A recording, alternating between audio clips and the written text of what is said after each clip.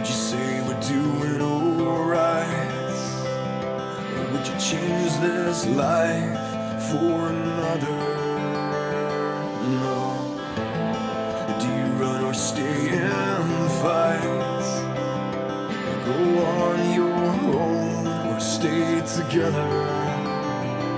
As we all fall in line, like blind in our hearts, chasing the shadows that lead our way.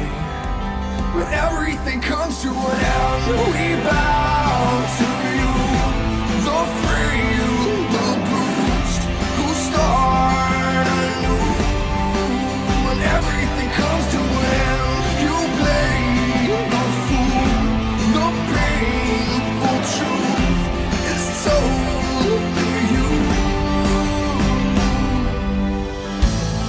There's a flicker in your eyes, be it light or dark, gray or color.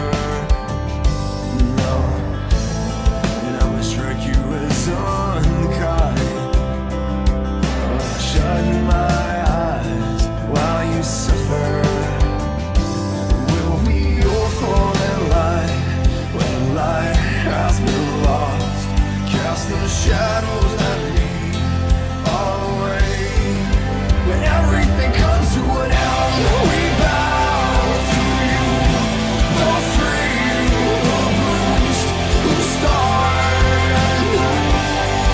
When everything comes to an end, you play the fool, the painful truth is told to you.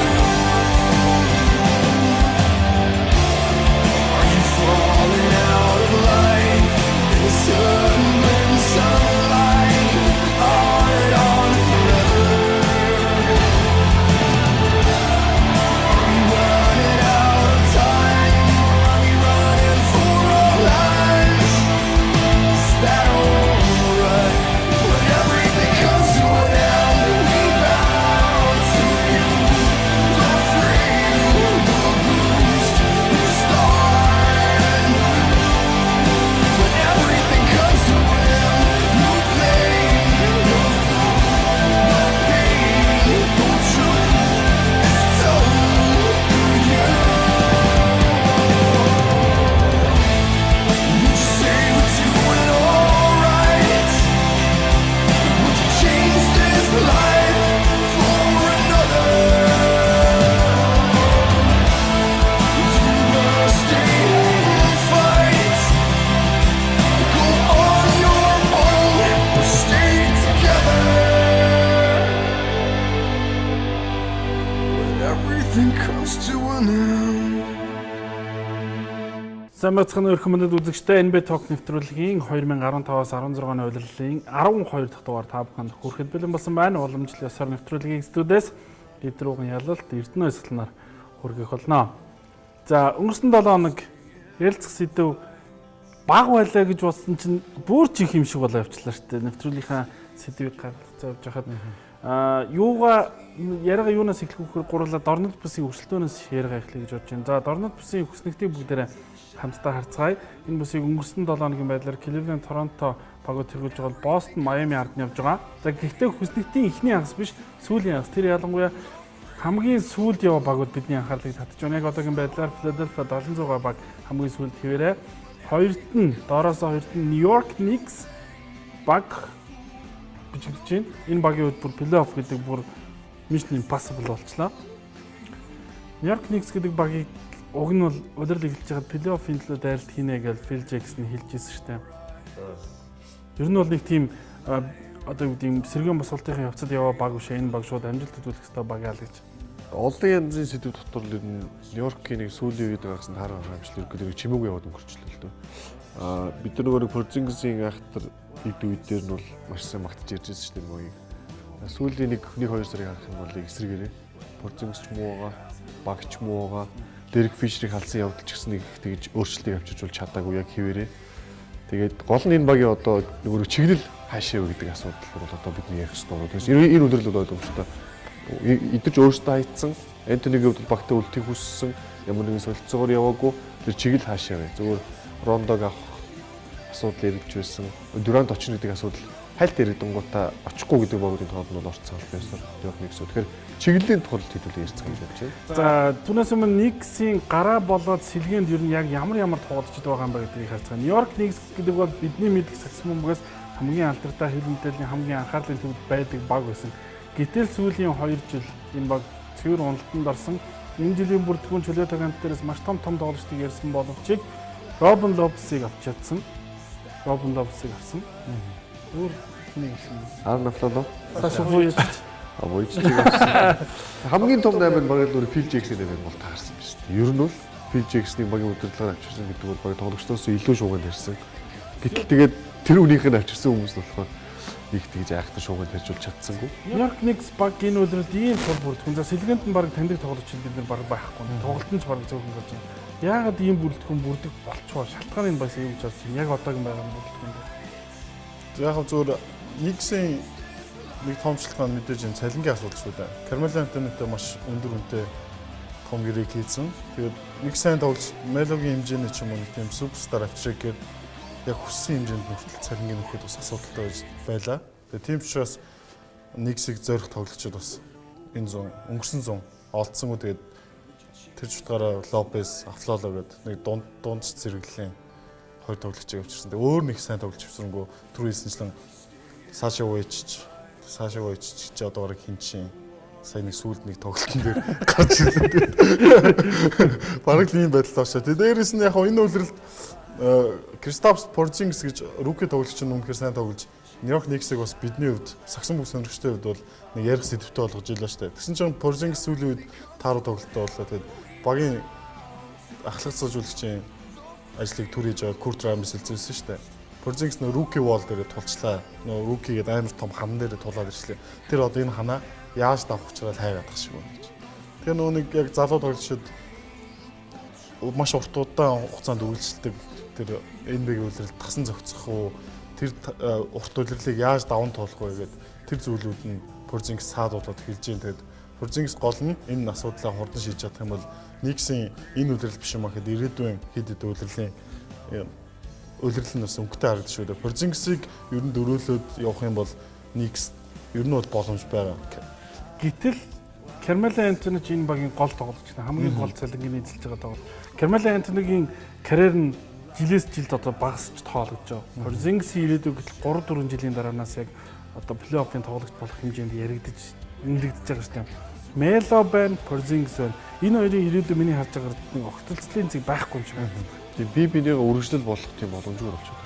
Тэгэхээр Антониг бол би ер нь олон жил шөмжилж байгаа дөө тэгээд юм хамгаалт хийх дургу од тоглогчдын нэг олон тийм хүмүүс байна. Гэхдээ саксон мөг өөрөө бол үндсэн зүйл бол хамгаалт гэсэн. Тэгээд LeBron James Harden Anthony хоёрын хувьд бол нэг асуудал бол ерөөсөн хамгаалт хийх үүдээр л өөрийнхөө баяг өдөрдөж чаддаг гэдэг асуудал. Тэгэхээр энэ багийн одоо тэр нэг identity гэдэг нэг юм байна даа нэг тодорхойлолт нь хин юм бэ? Порзингс юм уу эсвэл Антони юм уу? Тэрийг ярьж шийдчих хэрэгтэй. Тэгэхгүй бол Антони нөгөө өөрийнхөө зайгаа тавьж өгдөг. Порзингс нь од болох гэдэг хичээгээд байдаг. Тэгээ хоорондоо мөргөлдөөс энэ маягуу бол улбаалаад нэг хичээл аягүй хэм амжилт гаргаж чадахгүй, хитэн амжилт бол дахиад Антони багасаа одоо өөр баг тавьчих хүсэл тавьж шаардах тэр хэмжээнд бас асуудал очих юм бол дахиад нэг үйлрэлийг алдах гэдэг. Тэгэхээр энэ дэр одоо тэр Фил Джексон гэдэг мундаг хүн байна. Антонийг одоо нэг чигт нь чиглүүлж өгөөд тэрнийх нь араас бүх хүмүүсийг араас нь тавьж өгөө. Тэгээ Порзингсийг ирээдүг болгож өнгөлж бэлтгэр асуудал руу орно. Хамгийн гол нь энэ 100 хэнийг авах гэдгээс л бүх зүйл шалтгаална. Антони хэнийг авах хүсэж байгааг бол хэлсэн байгаа. Рондог авах хүссэн.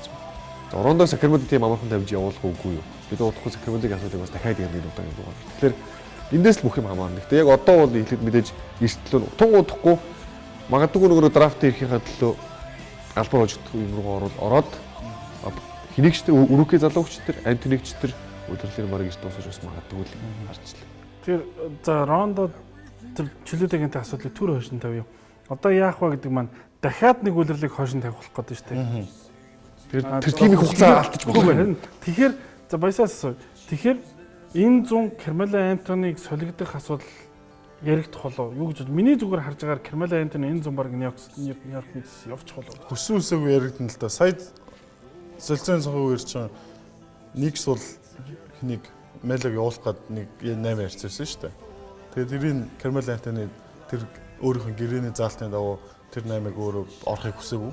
Тэгэхээр ийм зүйл багийн дотор үүссэн байна. Тэгэхээр тоглогч багийн лидер багийн удирдлага хоёрын хооронд ийм анцаа үүссэн байгаа учраас энэ зүүн Carmelo Anthony явах магадлал бол 90% таа. Гэтэ яг Мелагийн хүсэж байгаачлан Rajon Rondo ч юм уу нэг суперстарыг авчрах юм бол яг Melo тогтоод энэ багийн дахиад за Мелагийн баг гэж үзээд дахиад хөгжлүүлж болох юм да.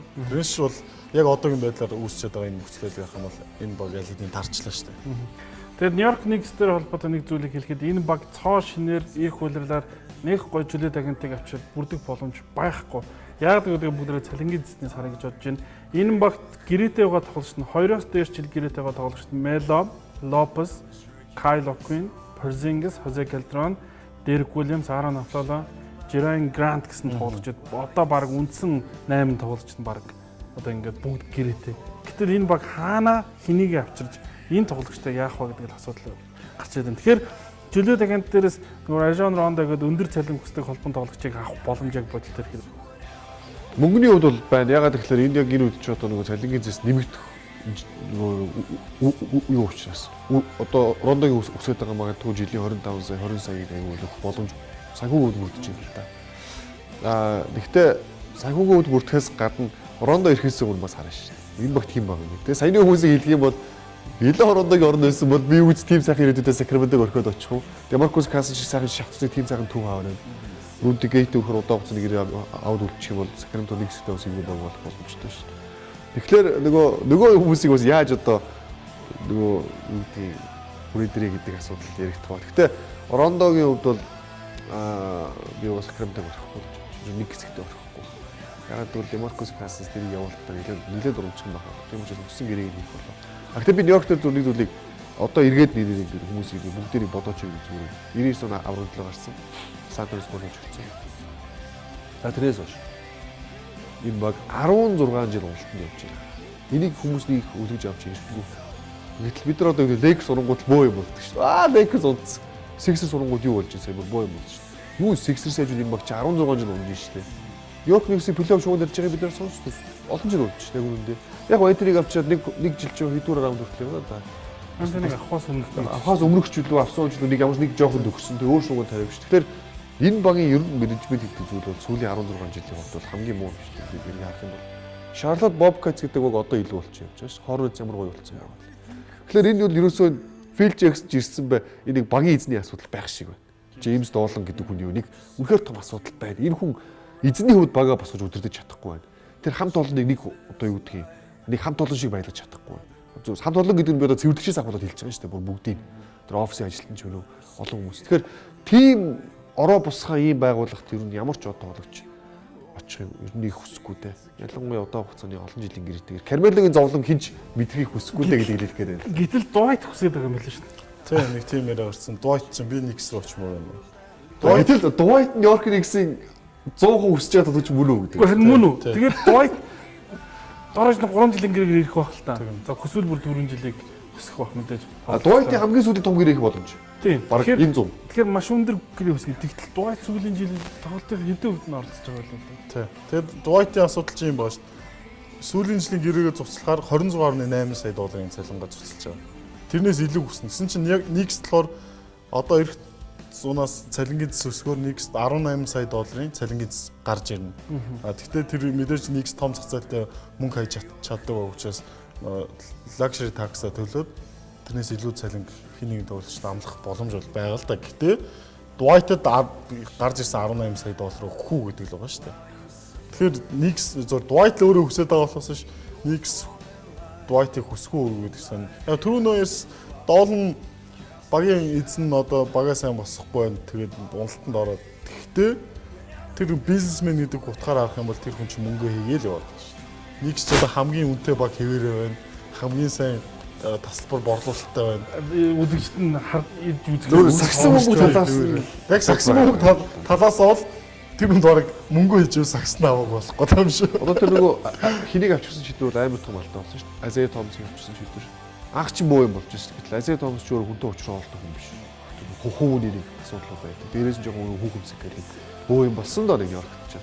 Гэтэл тэр асуудлууд нарийнсаа маш их хэлдэг бүгд нь нэг юмар нөрөд дарагдаад байгаа болохоор Нью-Йорк Knicks гэдэг багийн фэнүүд нь тэр багаас учир зүггүй авраг амжилт гэдэг юм хүлээхэ болцсон бүр сурцсан. Тэр нь зүгээр бизнесийн уулзалт болцсон одоо Нью-Йоркийн тоглолт.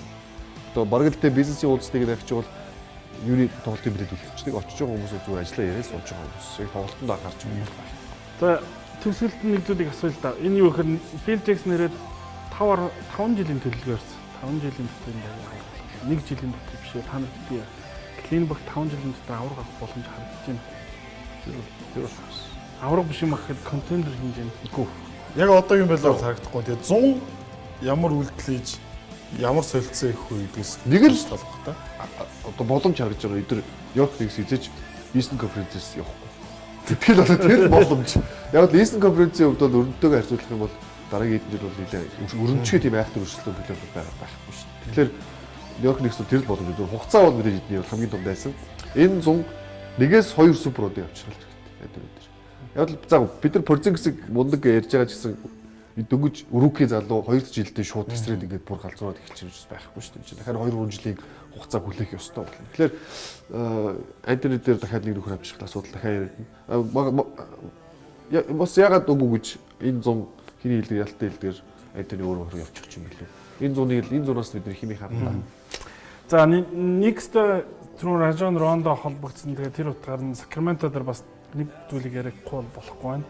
DeMarcus Cousins Бэмгаргийн тоглолтыг өнжихөр боллоо. Ягаад тэгэхээр Cleveland-д хожигдж байгаа тоглолтын завсарлагын дундуур тайм аут дундуур George Karl хамгаалахыг шаардсан. Карли өдөөс зүрлээд нэг зүйл хийсэн. Тэр нь хараагүй мэдээгүй. Тэгээд улмаар багийн дотоод дүрмийг зөрчсөн гэдэг нэг тоглолтоор шийдсэн. Энэ баг асуудалтай George Karl-ыг байлгаал байна. Эсвэл энэ байдлаар ингэж явсаар бод Cousins-ыг алдах хэмжээнд хүрэх гэдэг нь. Одоо Cousins-ийн бас гэрээний асуудал 1-2 жилээр яригддаг хэлээ. Гэтэл энэ баг чинь плей-оффын баг Cousins NBA-гийн хамгийн номер 1 түүгэл яриа л байна шүү дээ. Яриа л. Cousins-ийн ирээдүй бас яах вэ гэдэг асуудал. Cousins юу нь яагаад ингэ асуудал үүсгэж байна? Cousins бол яг та угаасаа дураараа шүү дээ. Тэгээд угаасаа эрэхт нь George Karl-ыг ирэхэд л ер нь л ирээд удааг байхад нь л хоорондоо асуудал үүсчихсэн. Тэгээд энэ 100 бол Sacramento Kings яг нэг сонголтын нэр тулхлах л та. George Karl-ыг авч үлдээд бага өдөрдүүлэх уу? Эсвэл George Karl-ыг халж явуулаад Cousins-аар бага ахлуулах уу гэдэг сонголт нэр тулах болов уу гэж бодож байна. За Karl-ыг халъя. Номер 1 сонголт хамгийн амархан сонголт. Karl-ыг халъя. Rudy Gay, Rondo, Cousins 3 үлдээ. Энэ гуравтаа баг өрнөдөд зэрлэг өрнөдөд плей-оффын баг болж хинээр өдөрдүүлж чадах юм. Аврал нь одоо TBS л болох байна. Хэрвээ авч чадвал. Яг бол TBS-ийн хувьд сахилга болтыг бол дээд зэрэгт шаарддаг. Багийн хамгаалалт тоолуулж чаддаг. Дээрээс нь TBS-ийн хувьдас ямар ч арчилтай, ямар ч амтан байсан хэвлэлтэй гэж бодож байгаа. Яг бол TBS өөрийнхөө тэр бүр одоо 10 жилээс тэр өөрөө юуны карьер, насралчийн карьер тэр хүндлийг угаасаа шаарддаг. Ямар ч болж байсан. George Karl бол DeMarcus Cousins яагаад хүндлийг шаардж чадахгүй вэ гэхээр George Karl-ийн хувьд өөрөө нэг тийм хүмүүсийн гарга барилын орохтой юм уу? Seattle Supersonics-аас байхын Sean Kemp-тэй хинтэйгээ алцаад хэлсэн л гэрээг байдаг. Сүүл нөгөө дээрвэрт байхдаа Iverson-тай Антонитай алцаад ингээл зүйтэй тэгэл хэвчлэг болсон. Яг тэр хол тавдар туссан нь бас тодорхой нөлөөсөн баг л та. Тэгэхээр George Karl-ыг хэрвээ явуулаад Sacramento Kings-ийн ганц аврал нь бол одоо манай Chicago Bulls-ийн хувьд биш.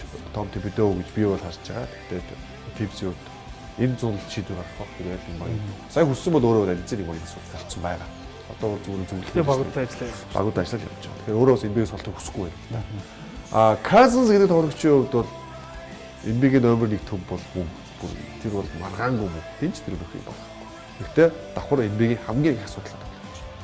Meta World Peace, Ron Artest ямар байсан, Steven Jackson ямар байсан гэх сахилгагүй. Dennis Rodman ямар байсан, Rondo ямар байсан. Одоо яг DeMarcus Cousins-ийн үед бид нар одоо гэж. Rashid Wallace-ийн халааг л авцсан шүү дээ. 15 дэгнийг алд авцсан байгаа. Одоо нэг авах юм бол нэг тоглолт автомат хөнжин. Тэр бол удахгүй. Одоо дахиад ингээд нэг тоглолтоор шийдүүлж байгаа. Тэгэхээр энэ бүгдийн асуудал ихэр энэ хүнийг хийх ямар хүн засах вэ гэхээр нэг тийм аав шиг нэг тийм хүн энэ багт ирэх хэрэгтэй болоо. Тэр George Karl биш. Тэгэхээр Sacramento-д энэ 2 сонголтыг юм. Rondo-г авч үлдэх үү? Хин сонголт. Дараа нь George Karl Cousins. Аль нэгийг сонгоно. Энэ хоёр хамт байх ямар ч боломжгүй болж бид нар харчлаа шүү дээ энэ жилийн үед. Чи юу гэж бодож байна? Энд гизэн гэхдээ Rondo хэнийг алдах risк байх, Cousins-ыг алдах risк байх. Тийм учраас Cousins-ыг авч үлдэхэд бол бүх зүйлийг хийх болов. Нэвтрүүлгийн маань нөхрөөд эхний завсгалаа авч байгаа хугацааны барай гэдэг болсон. This is the most important thing right now is making sure that these guys stay healthy. It's been a journey. It was something that I had to go through, and it made me stronger as a person. You know, it started out as learning how to walk, how to run, you know, how to jump, how to cut, just trying to gain that strength and muscle memory back. I'm transitioning to now getting back to wanting to be at the top and want to be the best player in this league again. But I'm still, you know, flirting with, you know, I'm still trying to get over, you know, a traumatic injury. I'm still trying to find my way, still trying to get, you know, used to making basketball plays again.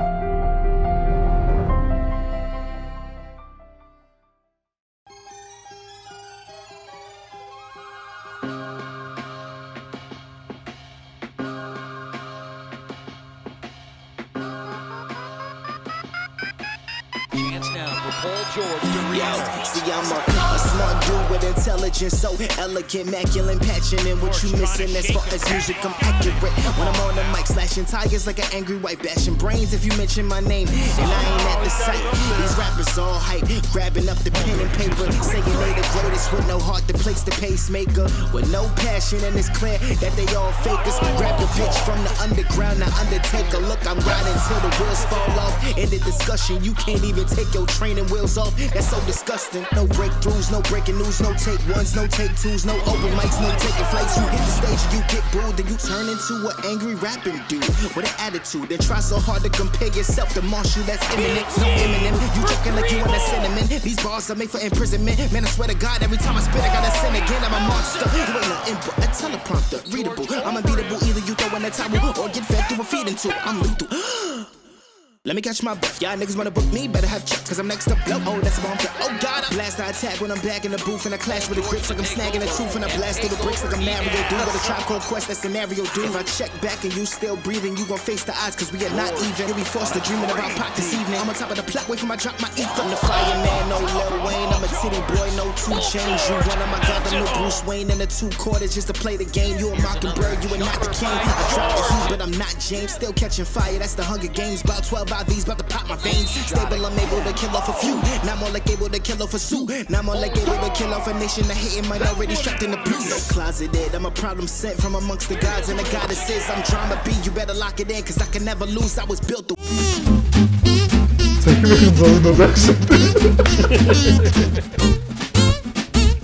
Голтоныг спайс авчаа сага ирдэгсэн. 1-7 хоног үндэсний эцэст MVP болон маань эргэн ирж байна. 5 дугаараар нь Kevin Hart.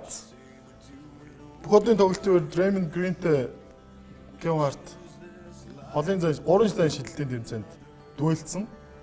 За тэгээд нэг үзэгч уг нь Kevin Hart ялсан штэ гэсэн доор нэг хүн. Hart сакс гэж байснаас жүжигчин болол дээрээс юм да. Уг нь цаад үжин жүжигчин юм байгаа штэ. Дөрөвдүгээр нь Олон жил биднийг баяжсан да. Гэтэ Хартын кино таалагдчих ш тоглосон. Зүгээр л ингээ байгаа байдал нь Харуудаа дөрөөсөр байдаг байхгүй юу? Бид нар ойлгохгүй. Цагаан хүмүүс ч ойлгохгүй. За дөрөвдүгээр нь маань нэг үзэгч уруулын зүгээр хийжээ. Манай гурав голдоо спрайч болоод хатсан алим голдоо тавьдаг болжээ гэж. Энэ iPhone, Apple Mac-тай ажилладаг юм шиг та. Түлгээр дамжиж реклам хийгээд. Гуравдугаар нь энэ их хөөрхөн юм байх хэвээр. Аа плей-офф гэж юу юм бэ гэж мэдэхгүй аавна. Бид нар чинь Sixers-тэй байж. Наачаар одоо бараг л тэр Sixers-ээс элтэн Нью-Йорк дээр зөрөх гээд байгаа байхгүй юу? Ууг нь бол бараг. Хоёрдугаар нь Stephen Curry Улаанбаатарт. Нэг Амар амдсан мөнгө дэмж Саксан мөнгөний фэн авах юм бол та Stephen Curry-тэй дэмжлэг тоглогч маань гэж. Бид наачаа Монгол байгаагүй хүн юм уу те? Тийм гэсэн. Энэ лигт Монголын лигт тоглож байгаа. За. За 1-р нь эдрээ оржээ. Яач удаа. Найзууд чинь чиний мэдгүй юм ялцах үед гэж. Эдрийг гаргасан царай. Гой царай нэг ялцгүй мэдгүй юм. Орчин үе сакс яриад байгаа шүү дээ. Тэр чаяас жоо хатар ярьдаг л та. Хуучны юм ярихгүй бол. хуучны юм ярихгүй болохоор ингэ сонирхол ирэхгүй. За өнөөдөр бүсийн үснэг бүгдээ өрнөд бүс дүрслээ юм болж байгаа. Өрнөд бүсээ San Antonio Spurs Golden State Warriors багууд плей-оффын ихээ авсан. Үгүй ердөө жаахан тоглолтын дараа плей-оффын ихээ авсан бас рекорд болоод байна да. Араас нь Oklahoma Clippers Memphis гэдэг баг энэ баг одоо яагаад чи яваал энэ баг удахгүй доош унах бах. Гэтэл Кливлендийг хожоод яваад байгаа. За одоо юу ярих гээд байна вэ гэхээр Портланд гэдэг баг энэ бүсийн 6 дугаар байранд яваад байгаа. Явахдаа бүр энэ баг унах биш бүр харин дээшээ яваад байгаа. Портланд гэдэг багийн талаар мурлаас ярилцах ёстой байна. Яг гэх юм бол Дэмон дээр CJ McCollum гэдэг цоо шин имбэгийн шилдэг хүслэл гараад ирсэн юм шиг. Тоохгүй ярихгүй хүмүүс гэдсэн болохоос. Дэмон дээрээс нь Богодын тоглолтоос хойш буюу 2 сарын 1-ээс хойш хамгийн олон тоглолтод 30 он авсан. Богодын тоглолтын сонгогдоог нь бүхийг уурлуулсан л да. Өөрөө маш зүгээр гаргаж ирсэн. Тэр Портланд бол ерөөсөө бид нар энэ өмнөх дугаараар нэг хайлтдаг яриад өнгөрсөн ш Портланд талаар хамгийн зөв менежмент хийсэн баг болчихлоо. Яг л өнгөрсөн жилийн 15 тогтчоо 4-ийг алдсан мэтлээ. Одоо ингэж ийм байдалтай явж байгаа. Энэ бол багийн менежмент дээрээс нас статусын өдрүүгээр гайхалтай одоо удирдлагын ажлыг хийж байна. Тэгээд би үлрэл эхлэхэд статусыг халагдах хүмүүс нэгээр тооцчихсон шүү дээ. Тэд нар чинь бид нарыг маргаагүй. Ер нь бол тэр чинь яаж утсан Портланд бол тэгэл юу гэдэг за лидер дээрээ ганцаараа ингээл яваад лидерд нь уралж байгаа аюул сүлдээ багийн орхиол явах бол гэсэн ер нь боталтой байсан шүү дээ. Бид нар хинж байсан. Тэгсэн оронд нь авсан одоо Plumlee яаж байна? Бүр одоо баг дабл мангас болсон хамгаалтгүй. Алфрок Аминогод одоо ашиглаж чадахгүйсэн тоглогч одоо баг хамгаалтын мэрэгжил. Гэтэ онийг олон стат үзүүлдэггүй ч гэсэн тэр багийн хамгаалтын суурь болсон тоглож болсон явж байна. За тэгээ CJ McCollum бид нар бол яа харахгүй яхаас гарах байхгүй. Хамгийн жилдэг амжилттай гэсэн тоглогчд бол маргаангүй болсон. Damian Lillard-ийн хувьд бол ууртай явж байна. Тэгээд зөв Portland-ийн хувьд би зүгээр бодохдоо энэ жил плей-офф ороод хэрэггүй байсан бол одоо яагаад гэвэл драфтаас гайгүй болж байгаа тэгээд болох гэж боддог байсан. Одоо энэ багт бол ерөөсөө энэ 100 нэлээд гайгүй ажиллаад одоо нэг яг самарч чадах одоо энэ яг уруугаа харуулж жагаад будлаад бодоо авчихдаг.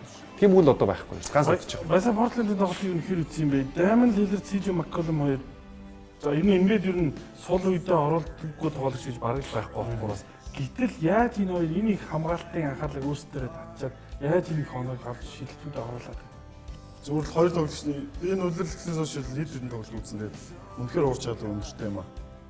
Ялангуяа Lillard бол. Тэгээ дээрэс нь Damian Lillard-ийн Богодны тоглолтоос хойш үзүүлж байгаа тоглолт энэ хүн энэ Portland гэдэг багийн түрүүн эдрийг хэлсэнчлэн багийн удирдлага сайн байна, Terry Stotts сайн байна. Гэхдээ энэ багийн үзүүлж байгаа амжилтын хамгийн гол хүчин зүйл нь Damian Lillard. Тэр юу гэхээр багтаа шинээр ирсэн тоглогчдыг бүгднийг өөрийнхөө удирдлагадоор бацж чадсан байна. Өөрөө байлдан дагуулж штэ бус тоглогчтой. Тэгэд өөрөө сайн тоглохоор дагаад 90 төрлийн хүмүүс сайн тоглож байна. Бус хүмүүсээс сайн тоглож чадж байна. Энэ хоёр бас бол үнэхээр өнгөрсөн жил нэг яриа гарцтай Splash Brothers шилдэг үсвсэн чи Жоо бол бид бол лигийн хамгийн шилдэг хамгаалтай. Энэ үлрэлт бол Вашингтоны Wizards-ийн хоёр биш, Blazers-ийн хоёр бол Splash Brothers-тэй бол хамгаалтай шүү дээ. Торонтогийн хоёр. Торонтогийн хоёр. Гэхдээ Lillard, McCollum хоёр бол Урмаас гэрээ нэг статистик гарсан байсан. Дөрөвдүгээрээ хамгийн их оноо авдаг хамгаалтын ослолт бол энэ орчмоор хойш тавьж байсан шүү дээ. Уусаа дөрөвдүгээр Portland-ийн багийн юу байна шүү дээ. Өөрөө маань дөрөвдүгээр Chicago Bulls тоглолтын өмнө ярьдагс 90-ад оны what time is it гэдэг. Game time гэдэг шиг одоо дөрөвдүгээр хэлэхэд what time is it гэдэг it's Lillard time гэдэг. Lillard бол дөрөвдүгээр дүнхээр time. тэгээд энэ багийн гарны давтал дээр харж байгаа Vonley гарч байгаа, за тэгээд Plumlee гарч байгаа. Тэгээд тэр хоёр бол хангалттай сайн тоглож чадахгүй. Сэргэнээс нь эдээс гараад байгаа. Нөгөө хэмжээнд гараад байгаа. Энэ багийн гарны давтал дээр бол яг амино хамгаалалтаа авчиж байгаа. Lillard бүх үйлдэл явсан. CJ McCollum түнцсэн. Самрын тоглолтын нөхөр яаж хийж байгаа л самбараас нэг бөмбөг аваад. Энэс тэдэрт оноо. За Plumlee бол бас арай гайгүй. Plumlee сайн гэж би хэлэхгүй шүү. Яг нь бол зарим тоглолт Хамгаалт дээр бас хамгаалт дээр сайн. Тоглолт хараа. Эдгээс хамаагүй илүү тоглоод самбараас бөмбөг авч. Тэгэхээр энэ баг энэ зүүн магадгүй өөр нэг самрын сайн тоглогч авчих юм бол ирэх жил яагаад болохгүй гэж плей-офф. Одоо энэ жил плей-офф. Plumlee гараад ирсэн сэлгэнээс нь яг Plumlee-гийн арай нэг жоохон өөр царайтай хөлбөр гарч байгаа шүү дээ. Leonard гээд яг адилхан тоглолттой хоёр цагаан нөхөр. Leonard ч бүр 3 шиддэг болчихсон. Энэ үлрэлт ч айгүй өндөр хөвтэй шидэж байгаа шүү дээ. Тийм үү. Тэгээд сэлгэнээс нь болохоор одоо яг Will Barton-ыг явууллаа гэдэл харамсахгүй гэдэл бид нар чинь бас ярьж байсан шүү дээ. Энэ бигийн юу харамсах Alan Crabb гэдэг тоглож гараад ирсэн. Яг Will Barton-ы стилтэй. Бараг Will Barton-аас одоо хамгаалт бол илүү болчихсон. Тийм болгож гараад ирсэн. Gerald Henderson Henderson гимплээс шууд нөлөөгөө. Henderson анханасаа байсан бол энэ уг бас бидний бас хараа нөртөл явах хэрэгтэй байсан байлээ шүү дээ. Ууг нь бол. Хендерсон байхгүй ч бас Элига Мотон нийлэгдсэн. Тэгсэн бол Макколон 6-аас болж байгаа хаа. Тэгэх баг. Хендерсны гинл Макколонд боломж олгоцсон шүү дээ. За бүгдээ энэ багийн чөлөө даганд болох тоглогчдыг танилцъя гэж бодож байна.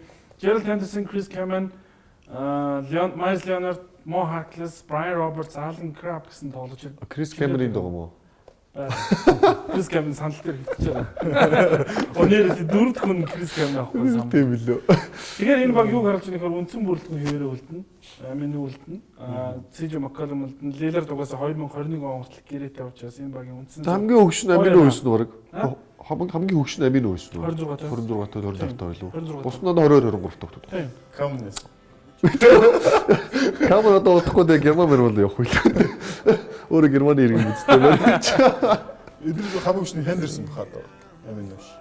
Би нөгөө юунаас нь ярьж л да нөгөө Үндсэн тоглогч дээ. үндсэн одоодаас нь хамгийн Хендерс хөгшин. явлаа л да. Ер нь баг явчих. Тэгээ Крабыг хэрнийг одоо чөлөөтэйг болж байгаа тоглогчдоос авч үлдэх ёстой тоглогч шүү. Миний хувьд бол Краб. Нөгөө хэдүүлээ тоор санаж нөгөө NBA Talk-ийн эхний хэдэн дугаараар Portal гэсэн Alan Crabbe-ийг бас нэлээд онцлж ярьж байсан. Crabbe-ийн хувьд бол Crabbe-ийн хувьд бол авч үлдэх, заавал авч үлдэх ёстой тоглогч. Харин Краб гоё юм билий. Өдөрлийнхэн дуг нь гараанд байсан. Дундуур нэг гимтэд одоо эргэж ирээд сэлгээ гараа янз янз. Би бол энэ Mo Harkless-ийг авч үлдээ. Эсэхтэр PF дээр. За тэгээд яг Нова хин Фоллиг гэдэг тоглогч чинь драфтаас орж ирэхдээ их өндөр үлээлт орж ирсэн юм шүү.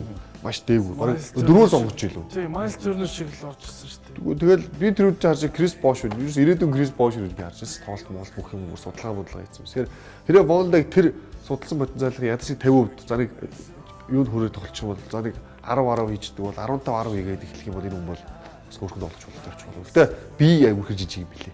Энэ бид бэлэн биш юм билээ би. Үнэхээр нөгөө шахдаг тим юу бол юусэн байна. Хүчээрээ суугаад. Гэхдээ яг энэ драфтаа ингээс орсон өндөр төгсөөр яг бүр биеэрээ бэлэн 500 тэр майстер нөгөө Вондоч өнгөрчлийн драфт. Өнгөрсөн жил. Вондоч өнгөрсөн Шарлот аваад аюу өндөр үлээлттэй авч ирсэн байхгүй юу? Энэ жилээр биш шүү. Энэ жил чинь Portland драфт байгаа юм уу? Байгаа. Мэдгүй байна. За. Гэтэ яг Portland зөвхөн плей-офф их зүйлтэй үлээгээрээ. Яг плей-офф бол шал өөр болчихно. Яг тэгэхээр одоо яг нөгөө системд тоглодог багууд илүү яг нэг багтаага нэг багч нь за нэг өсрөл 2-7 хоногийн хугацаанд тоглолт хийж шүү дээ. Тэгэхээр нөгөө Portland жоо азартаад эхэлчихсэн. Тэгэл би энэ Энэ юу юм бэ? плей-оффын гадна хэлсэн болно юм уу? Гурлаа санал гэжсэн юм байна. Плей-оффын тав. Миний бидний бол ер нь одоо яг 6 тийм болно. Доошоо оноход 2хан байлаа. Тэгээд доодох багууд нь хэмжлээ яваа. За тэр яг хуу Damon Lillard-ийн солиорлоо зэрэгцээд нэг тоглож жинхэнэ солиорох шиг боллоо. Тэр бол Russell Westbrook. Triple double машин 25 оноо 20 дамжуулалт бүрэн хамгийн дээд үзэнэ. 11 самбартай triple double хийсэн. Энэ юу гэсэн үг вэ? Надад хэлээд байл. Triple double гэсэн үг. Энэ зүгээр triple double биш ээ. Энэ бол ерөөсөө тэгээд Димиагийн тоглолт үзсэн. Тэгээд энэ өнгөрсөн жил KD байхгүй хад ингээд triple double хийгээд гайхахгүйсэн шүү дээ. Одоо KD байгаад шүү дээ. Өнгөрсөн жил бас ярьжсэн. 20 гэсэн үзүүлэлтийг хийх байхаа. хийх байхаа ярьжсэн. KD байгаад амин юм ийз. Тэгээд дөхөөд биш одоо 20 ассисттай ингээд сайн хийчихлээ. Тэгээд энэ ч дээрээс нь Clippers эсрэг үзсэн. Хожигдоод Крис Пол эсрэг үзсэн. Крис Пол ч бас тийм хамгаалалтаа авах биш шүү дээ. Крис Пол ч бас өөрөө бас 16 долларын дамжуулдаг. Гэтэ яг энэ зүгээр нөгөө Westbrook-ийн нөгөө чичрээгээд ярьдаг тэр нь бол өөрийнх нь тоглолтын юм баяр хийж ивдэхгүй байна. Зүгээр одоо нэг аюултай юм юу болж эхэлж байгаа гэхээр Westbrook оноо авах хажуугаар дамжуултууд бүр амир ихсээд эхэллээ. Дамжуултаа өгөх хажуугаар оноо авалт нь хэврээ байгаад эхэллээ. Өмнө бол нэг 19-с гараа ирчих юм бол оноо нэг 20 өрөнгө алддаг байсан. Одоо энэ хүн болчихлоо. Тэгэхээр нэг зүйлээр Westbrook-ийн хувьд болгочихвол энэ сайн зүйл. Өөрийнх нь стат карьер өсөж чинь MVP өрсөлдөөд магадгүй дураантаас илүү өрсөлдөж эхэлж болж байна. Өөрөө бага авч явж боломжтой гэдгийг харуулж эхэлж байна. Нөгөө тэгүр энэ баг хоёр хүн үний баг гэдэг нь бүр баттай болоод. Нөгөө плей-офф орд тусам 10 оноо дунжлах хүн энэ өрөөс өөрөө олдгоо байжлаа шүү дээ. Яг үнэндээ Бака багшаа. Хий. Мэдгүй шүү. Тэгэхээр багийн хувьд асуудал энэ бол Westbrook хийм үзүүл байнг үзүүлдэг. Westbrook 10 самбар авна. Durant 15 самбар авна. Ibaka 3 самбар авна. 3 авах их юм биш үү? Тэгээ блок хийгээ болцсон байл шүү. Сүүлдээ 3 гаднаас авч яаж. тэгээд юу энэ тоглолтын идрээсээ үзсэн Clippers-ийн би Clippers дээр бас нэг юм нэлмэр. Clippers-ийн багийн бүрэлдэхүүн сэлгээ ямар муу юм бэ гэдгийг тоглолтоор харсан байна. Тэгээ байж бол хамгийн муу тавт тэр нь юм бэ гэсэн чи Cole Aldridge төв дээр гараад Wesley Johnson PF дээр Bridgoni холбогч хин Austin Rivers SG дээр SF дээр Jamal Crawford энэ тав хамгаалт хаа байна. Cole Aldridge зүгээр яг энэ тав гарангууд OKC Chris Paul хоёр гарч ил DeAndre Jordan гарч ил арай шүү ингээл гайг болоод оноогоор тэр тав орж ил зүгээр өмнө зүгээр нүдэр ихэнх гарч. Тэгээд буцаад нөгөө Chris Paul гарч ирээд арай ч байдаг 9 рүү ороосаа ирэл өөр ирэхгүй солилцоо их тэр нөгөө тав тэгэж гарч яд дуусна. Clips үгээр явахгүй. Тэгээд дээр чинь нөгөө Chris Paul-ийн асуудал бас бид дураад өнгөрч Durant-ыг бүлдэгдээд нэг асуудал орсон. Тэгээд ер нь бол тэрнээс үүдээд Америкт ямар асуудал үүссэн бэ гэхээр ер нь Chris Paul dirty гэж ярьдаг шүү. Муухай тоглогч. За ер нь ингээ тэрхүү бичлэг тохиол үзсэн бол ер нь байдаг. Chris Paul-ийн тохиолдол одоо хүмүүсүүд тохиолдсон. Өнгөрсөн жил бас нэг тэг жоохон хөл тавьсан, зуурсан. Дээрээс маань зуралт бол угаасаа бахар тоглож гэж байна. Тэгээд яг энэ үйлдэл зүгээр ярьсан. Яг энэ үйлдэл бол нэг ахтай бөхөр харагдахгүй. Энэ бол зүгээр санамсаргүй юм шиг байна. А гэхдээ Полын түүхийг зөвхөн үзэх юм бол хүнд бас эргэлзээ төрүүлэх юм. Пол ч тоглогчтой холбооны эрхлэгч юм те. Амар тийм тоглогчтой бас сайхан байх хэрэгтэй. Нэг загсан үйл бодол гарах юм. Тэрийг өөрийнхөө талд өөрөө давуу тал болгоод те. Инээж байгаа мөртөө цаана амар ахтар тийм орчин санаатай. Инээж ч баг хөдлөл хийж байгаа зүйл дээ буруу юм бол биш. Тэгээ үзэхэр бас магадгүй байдаг шүү. Тэгээд NBA-ийн зүгээс одоо Chris Paul-ыг нэг тоглоом шийтгэж магадгүй гэсэн үг ярьж байгаа. Шийдэх магадлал өндөртэй. Ягаад гэвэл үл гаргасан хүн Kevin Durant учраас бас нэг өөрсдөө имижийг бас имиж бас нөлөөлж бас имижийг тэгж хамгаалдаг. Тэгээ өнгөрсөн үйлрэлт хэнийг үзээд бас нэг өндөр самбал өгч нөгөө газар авчижээ. Түннийг дөр шийдэх үзсэн. Тэр сүүл бас яд штэ. Орос шийдэж алдсан. Бас яг юу газар орсон. Тэгээ алдаа үлийн нэг тийм өнгөрсөн үйлрэл шүү дээ. Тэгээ яг Chris Paul би бол Chris Paul-ийн үйлдэл зүгээр нуруу намтай. Тэгээд тэрийг л нөхөж байгаа нэг тийм залжин чадвар юм а та. Тийм. Окей. За тэр хэсэг хугацаанд зөвсөрлөө.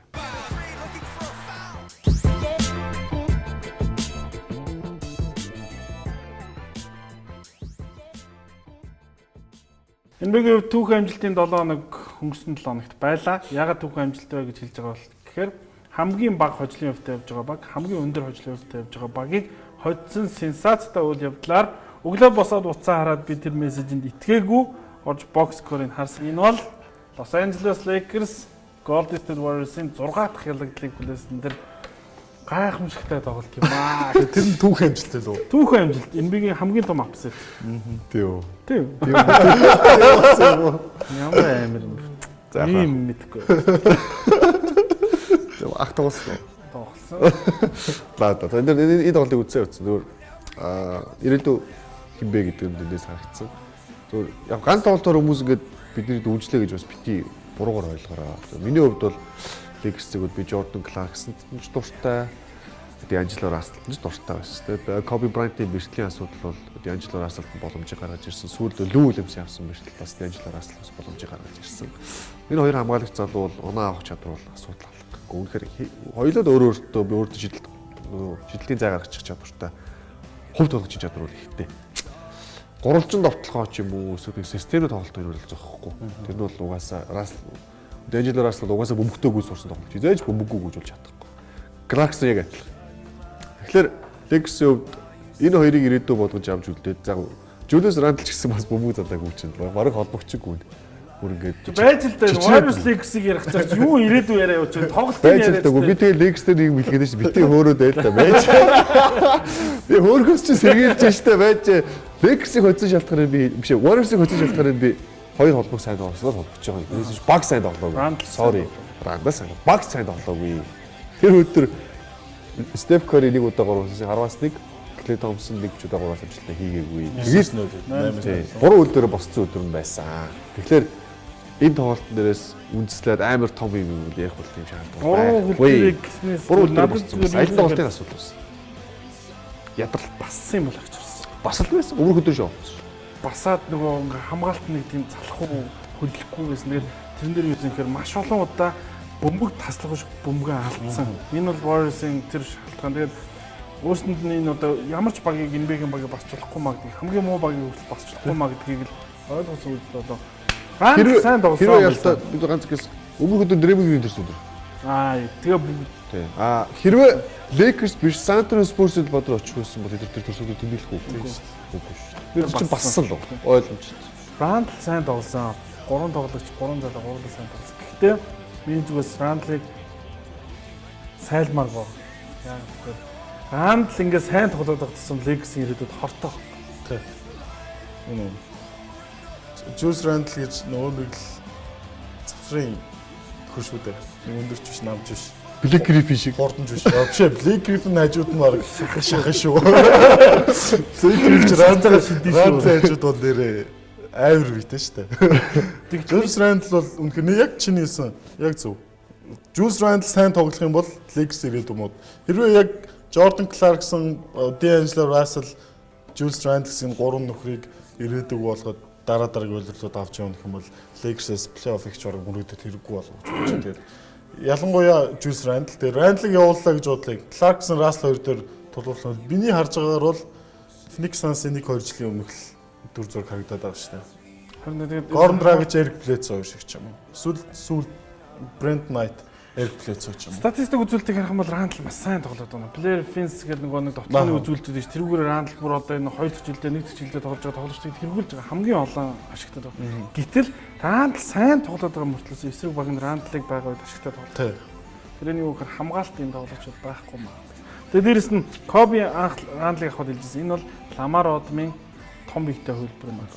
Гэтэл Lamar Odom-той үед Lakers яаж юм гэхээр Lamar Odom гараанд гарч байгаа үед Lakers авраг болж байгаа.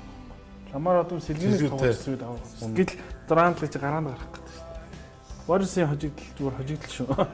Зүгээр тэр шаардлагатай шүү. Хайгаа өөр шүү. Тэрнээс тэр Lakers-ийн фанаар ингэж хэлж байгаад би баярлалаа. Тэр өдөр чи боо юм болсон баг. Божмаа тэрийг ойлгосон. Яа би одоо Lakers авраг мавраг ярихгүй шүү дээ. Тэр зүгээр тийм болсон шүү. За тэгээд Lakers-тэй холбогдуулаад өнөөдөр баасан гараг LeBron James сүүлийн удаа Kobe-гийн эсрэг тоглолоо. Cleveland Cavaliers Staples Center дэрлээ.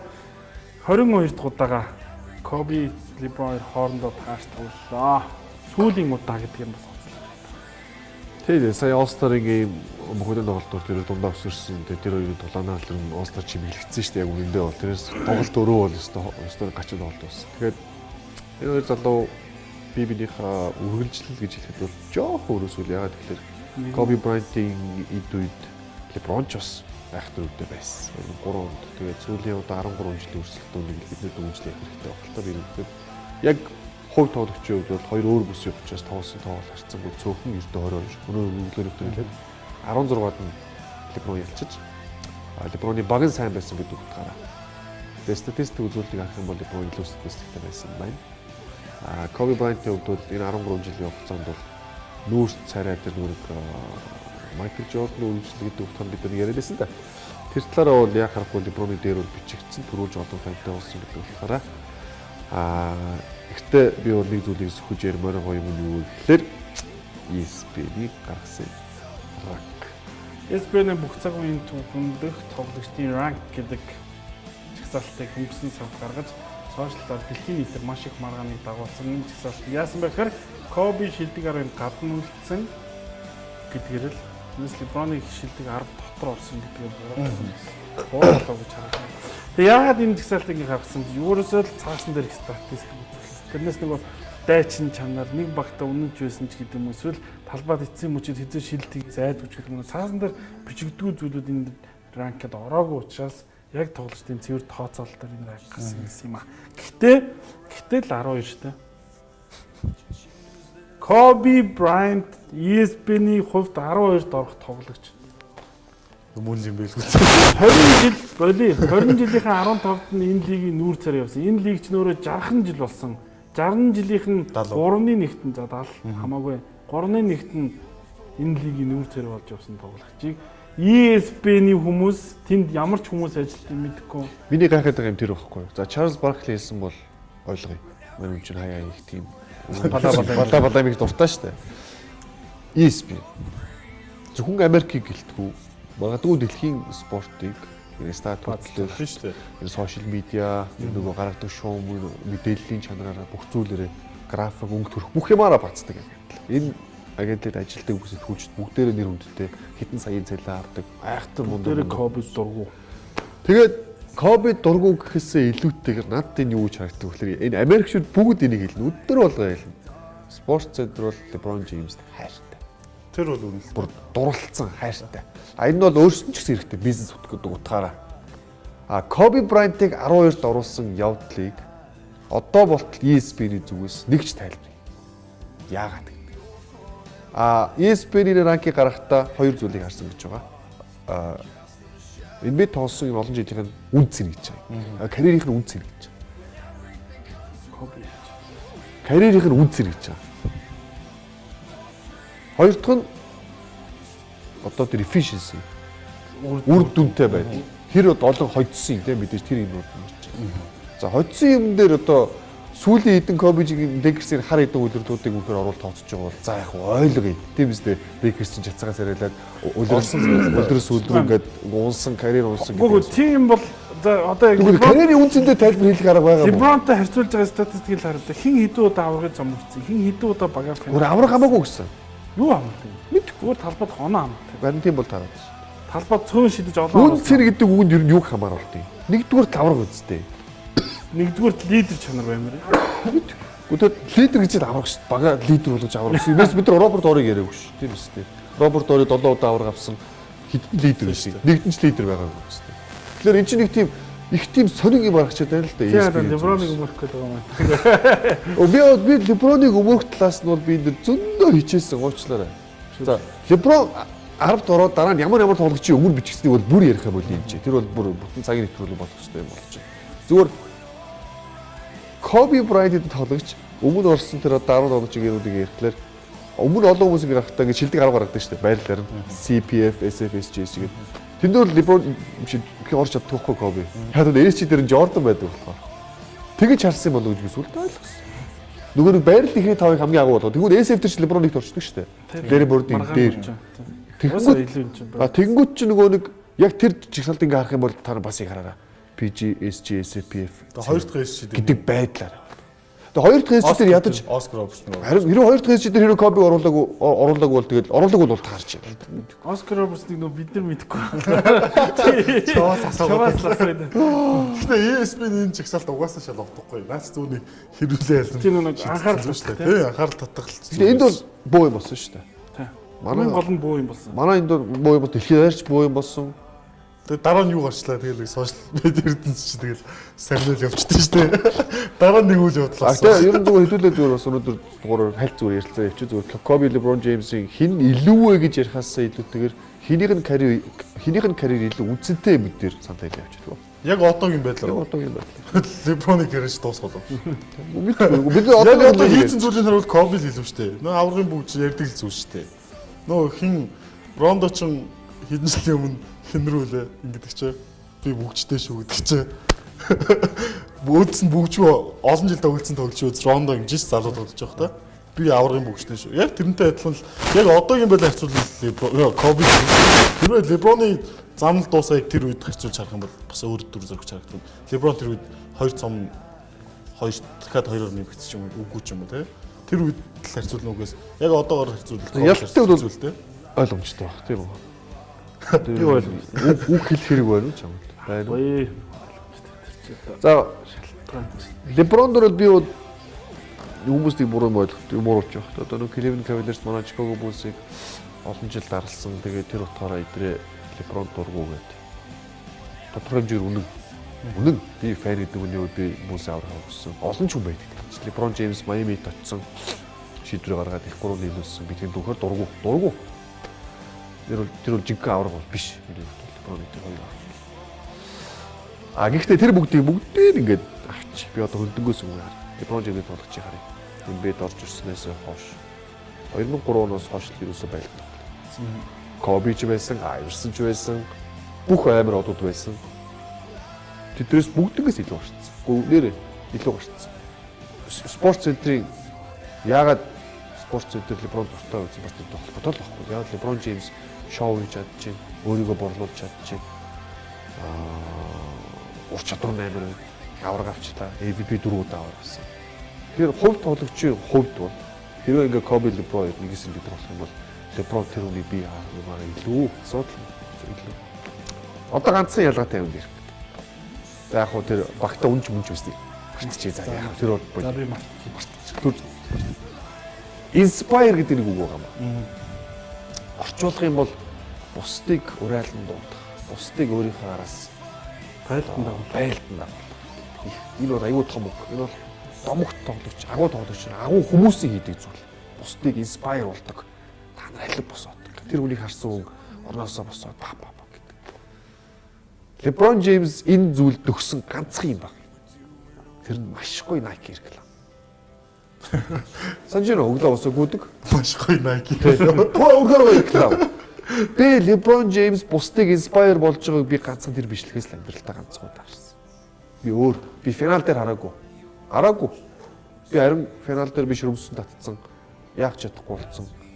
Үлжсэн LeBron James-ийг харсан. Cleveland Cavaliers San Antonio би шүрдүүлт бас тийм харсан. Өнгөрсөн жил би Golden State эсрэг inspire болж байгаа би LeBron James-ийг хараагүй. Би бол тэр утгаар нь би LeBron James хизээч Michael Jordan, Kobe Bryant-ийн төвшөнд ярихдаггүй. Харин дараагийн үлдсэн хэдэн жилдээ өөрчлөж магадгүй. Үнэхээр inspire удаа бид миний саналыг эргүүлт толгой эргүүлээд бага удирдаад хамгаалтаар удирдаад бүгдийг ингээд дахиад 2-3 жил авраг авах юм бол хөлөөнд шүрээ. Кобигоос илүү бол асуудал алга. Би тэрийг хэлэх гээд байгаа юм шиг.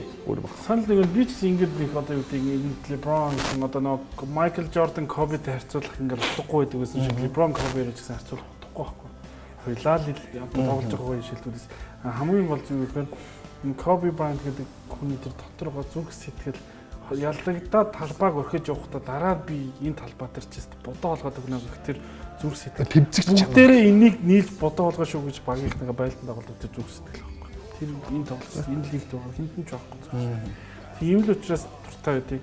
Jordan хэлжсэн шүү дээ. Би яг өөрийнхөө яг тэр нэг нөгөө тэмцэх чанарыг би хинээс харж байгаа. Kobe-оос харж байсан гэдэг ганц. Эсвэл бид нөгөө постэр болчихсон тааруулдаг уу юу? Хин байла. Багтан байсан. Kobe-тай тоглож байсан. Nick Van Exel. Боёрх нөгөө хамгаалт хийжсэн чинь тэр Kobe Bryant бүр ингээд Eddie Jones-ыг бүр гаргаахгүй хамгаалаад бүр ингээд дайраад маргал жиг тоглож дайрсан. Бүгд инээлдсэн. Kobe ганцаа инээгээгүй. Дүбий царайлаад үлдсэн. Дацрал дээл харис хэлсэн байсан. Үгүй Kobe тайвшраа бид нар 100% хийгээгүй байна гэж зүгээр л ингээд алхаад явж юм гэсэн. Kobe-гийн ерөөсөө тэр тэмцэх чанар тэр гайхалтай жил тэр л байна. Тэгээ Jordan Kobe дэсээс Kobe сая уулс хэлсэн л дээ. Нав явахаар энэ лиг чинь энэ хүл авч үлдсэн шүү дээ. LeBron. Яг зүгээр ер нь бол яг энэ хоёрыг тэр үнэн шүү дээ. LeBron-ыг одоо Jordan Kobe-гийн хэмжээнд яригдахгүй мэрэгдэхгүй. Би бол ингэж боддог. LeBron зодог тайлахад сагсан NBA-гийн сагсан өмнгийн төвөнд бараг хамгийн аваад. магадгүй LeBron зодод байх тоо. Тий. Ирээдүг яриаггүй шүү. Одоогоо ярьж шүү. Яг одоогоор бол тийм биш. Гүү за ирээдүг яри. За яри. Ирээдүг яриул тийм байна. Би бодож бодож байна. Асуудал Ирээдүг ярих юм бол Michael Jordan Kobe-г оноогоор гүйцэж байна. Тий. Хэдэн авраг авах юм бид нар мэдэхгүй. Энэ ингээд тэр өөрөх нь legacy гэж боддог тэр нь юу гэдгийг бид нар мэдэхгүй. Ямар ч байсан LeBron James гэдэг тоглогч дахин төршгүй гэдэг ганц үнэнтэй тэр хүн зодод байдаг. тэр бол Тэр бол бүх цагийн төгөд хамгийн шилдэгүүд нэг маргаангүй мөн л дээ.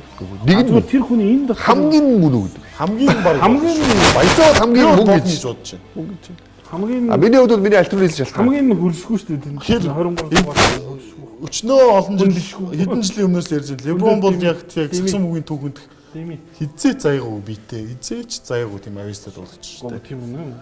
Тэгэхээр энэ хүнд боломж нь байгаа. Боломж байна.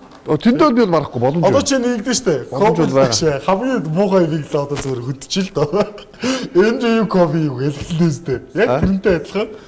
Яг явсаар бол Kobe амар лаг агуу замлан дуусчихсан чинь стил бид нар хинч Jordan-гоос илүү гэж ярихгүй л байгаа штэ. Яг тэр үү. Гэтэл LeBron болохоор байгаа юм юу гэхээр LeBron одоо карьер нь дуусаагүй дахиад хэдэн жил байгаад LeBron MJ-г давнаа гэсэн тийм хүлээлттэй байна. Тэрнээ л ялгаа. Kobe шууд Байгаагүй байхгүй. Ковид бол байгаагүй. Өстө уучлаарай ковид хэзээ ч тийм байгаагүй. яг тэр энэ зүгээр нэг тийм сонирхолтой яриаг өрүүлж байгаа юу гэхээр Гэхдээ хэрвээ маргах юм бол энэ хийж дуусах. маргуул дуусахгүй. Зүгээр яалагч байхгүй шүү дээ. Ялагч бол байхгүй. Зүгээр Сайн нэр энэ дээр бити маргалдаараа сайн нэг Месси Роналдо хоёроос болж 2-1 гадаад би нэг муудсан хороцсон байж шүү дээ. Ямар аавар юм. Зүгээр байгаа. Тийм.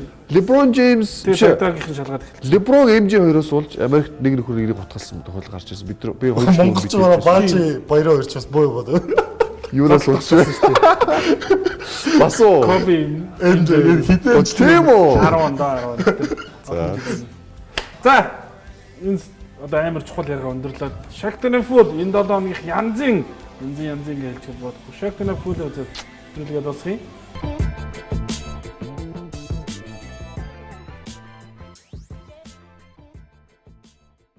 За энэ 7 хоногийн Shakhtar Full Houston Rockets-ийн хоёрч гоё орондоо. За эхлээд Джеймс Хард. Джеймс Харден, хоёр Джеймс Харден гэж байгаа шүү. Эхнийх нь Джеймс Харден, Дерек Роуз дээр хийж байгаа хамгаалалт Алдартай штэ ер нь. Бараг нэр үзүүлсэн хамгаалалт. хоёр дахь нь Энийг бас сайн утсан. Үин арайд эндүү. энэ яриад энэ дүү. Сакс урж байгаа. Сакс урж байгаа хүүхдүүд битээ Джеймс Харден тоглолтыг үзээрэй. Бүр гоё. Битээ шүтээр юм тоглож. Нэггүй нэрээ тий. Dwight Howard-ийн Харднаас сурж байгаа зүйл нь Альнийг бас харсан юм. хамгаалалт. Иш ор гэж байгаа байхгүй. Явах Ито мөрийн явах замын чи нэр орол. Иш ор. Энэ аваа. Энэ бүр арай итгэх. Elfrid Payton. За залуу албан тоглож иймэрхүү алдаа байна. За энийг шак хэлэхдээ hot potato гэж байгаа. Халуун төмөс. На хүн юу барихаараа юу барьж чаддаг. Халуун юм барьж чаддаг. Толгоон дээрх брокколи гэдэргийн үндэтэй байгаа юм шиг. Энэ үсэн усууд ямар юм орж ирэх вэ? Тэр нэг үзчихдэг. Толгоон дээр брокколи. Тим Данкны бүх цаг үеийн түгэнд хийжсэн хамгийн шилдэг хувилбар буюу заслан. За Паркерын хоёрын хувьд л эбид юм бидний сүүлийн марга хитэмжээд байна. Ер нь карьерийн турш ер нь баг ховор харах байх шүү юм бэ. Үгүй ийм марахгүй тал шийдэж. Өгчрсөн шинжүү. Тооносоо барьж чаддаг үсчтэй дагдаг. Тооносоо барьж чаддаг өгсөн. Сантерны Спурсын За, хувилбар. Kendrick Perkins-ийн супер. Иргэд ирсэн биз дээ. Pick and pop явлаа. Үлдлээ бөмбөг авлаа. Өөрийгөө шаагмал. Өөрийгөө шагааг Фэлти шааттай ч баг мөр бууцаа. Шагаад мөрөцсөн. Энтламгийн шилдэг 5 Зөвлөөр тав хүн сандаа өгж болох юм байл л шүү дээ. Джеймс Хард нэг үү. Джеймс Хард бас Perkins нэг. нэг. Перкис. Тэгээд юу Дой тэгдэж бас гоё л дээ шүү. Тэр бол дэндүү байхгүй. энэ 7 хоног чихээр нэг гоё юусан шүү дээ. Хүчтэй өрсөлдсөн Нэг шүү. хэсэг чараа.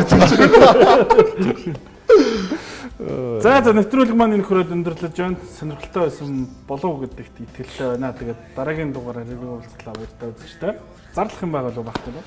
Яг одоо NBA-тэй манай нөгөө телевизээр удахгүй гэрээгээ байгуулчих юм бол бид нар тийм магадгүй дараагийн дугаар эхэлнэ. дараагийн дугаар 13 дугаар телевизээр гарч магадгүй ямар суу гэдэг бид нар зарлах боломж бүрдсэн тохиолдолд Зарлаад эхэлсэн л байлаа те.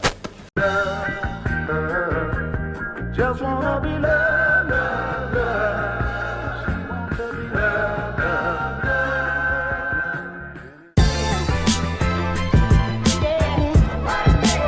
I've never seen a little guy dominate the game like this before.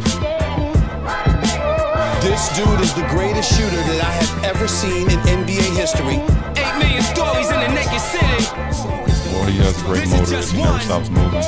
Realize we dance with the wolves, wrestle with the pit bulls for fistfuls of dollars and cents. We empty pistols, knocking out elaborate scams to get our hands on some lofts of lands or maybe thoughts of lands, and they be forcing my hand to make me off this man. I never claimed killer, I came illa, stay realer. My chance grows, travel the globe, fans applauding, but my heart still rolling the streets. They still calling bold names with cocaine dreams, screaming I own the game. I'm so stained, Novocaine doesn't slow the pain. Lost so many, I don't fear death, no tears left, numbers on my years left, lesson to be here left. When they said at 15 he'd be already dead, I'm here, heavy head, steady sipping very red. Wild fellow trying to keep my mind settled, child of the ghetto, survive.